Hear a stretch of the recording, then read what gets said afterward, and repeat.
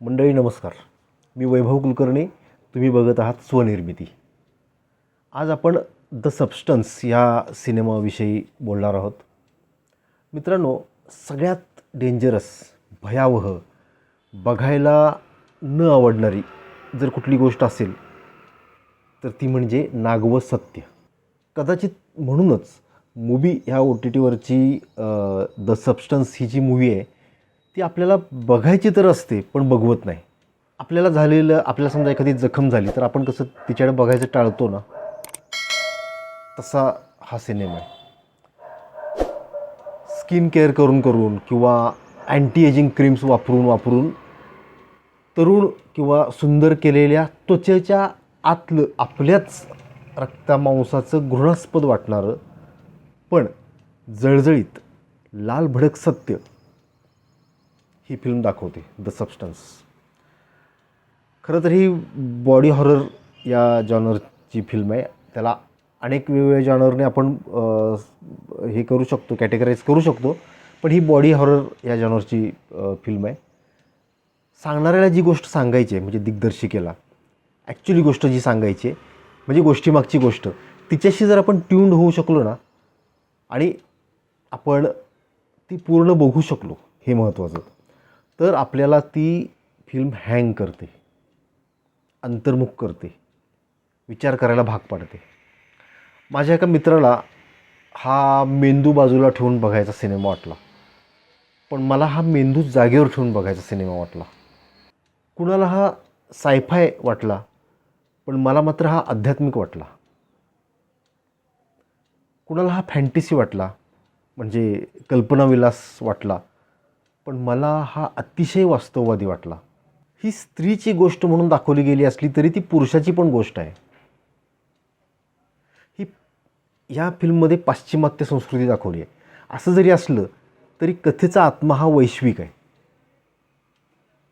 या सिनेमाला गेल्याच वर्षी कान्समध्ये बेस्ट स्क्रीन प्ले मिळाले आणि मला वाटतं ऑस्करमध्ये पण 5 नॉमिनेशन्स होती, त्यापैकी 1 मिळालं, बाकीची थोडक्यात हुकली.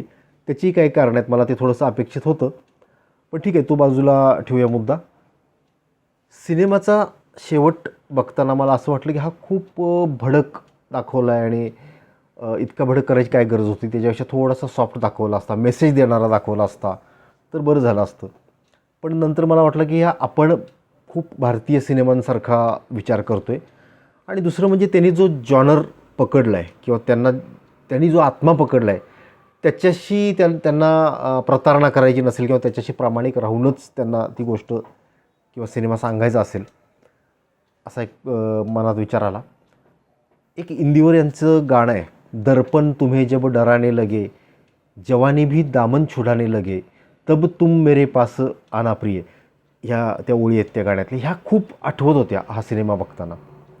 आणि तब तुम मेरे पास आना प्रिय, मेरे पास म्हणजे कुठे, हा पण एक प्रश्न पडला जो म्हणजे खूप विचार करायला लावणारा होता. आपण आपल्या शरीरातून तारुण्य शोषून किंवा उपसून वरच्या लेअरवर आणलं लोकांना दाखवण्यासाठी, तर आतून आपणच वृद्ध होत जाऊ,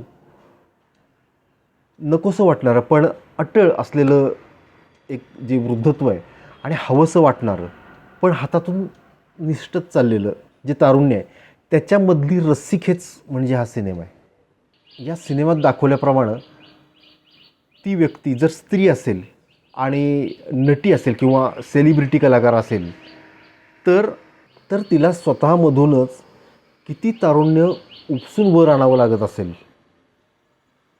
आणि यात तिच्या आत्म्याचं किती शोषण होत असेल तिच्याकडूनच, हे या सिनेमातून दिसतं.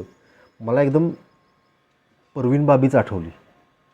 तिचंही वय 50 होतं, म्हणजे ही रस्सीखेच, मानसिक रस्सीखेच चालण्याचं वय. तिला एकाकीपणानं ग्रासलं.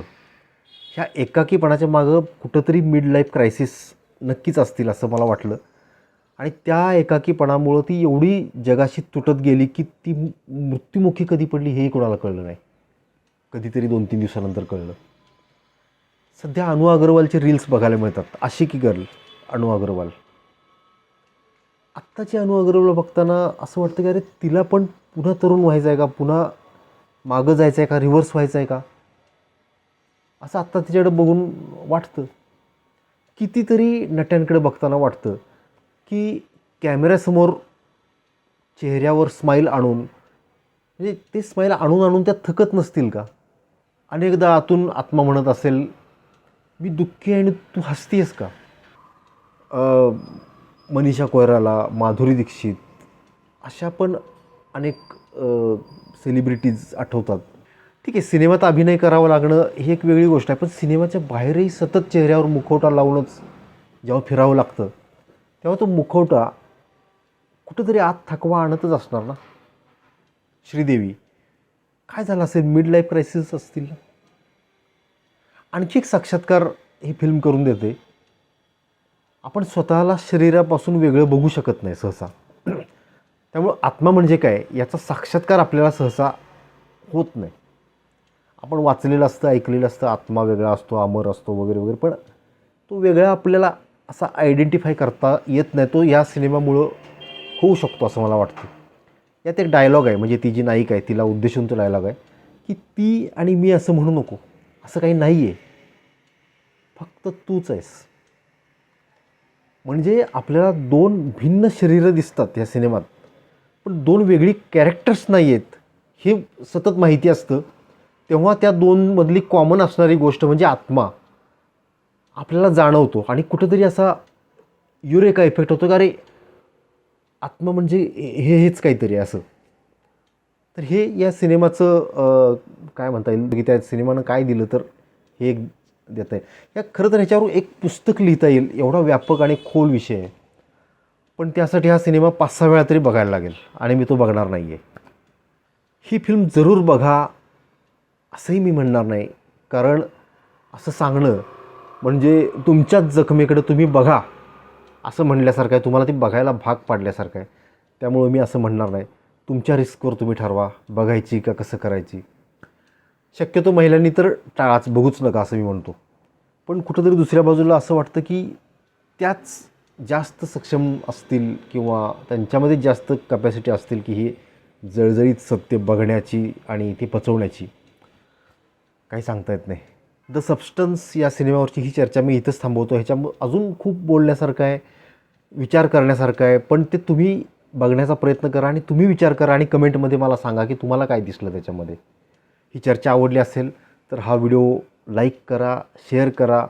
चॅनल सबस्क्राईब केलं नसेल तर जरूर सबस्क्राईब करा, कारण यापुढेही सिनेमाचं रॉ मटेरियल अर्थात माणूस, त्याचं भावविश्व, त्याचे नातेसंबंध अशा अनेक विषयांवर आपण इथं बोलणार आहोत.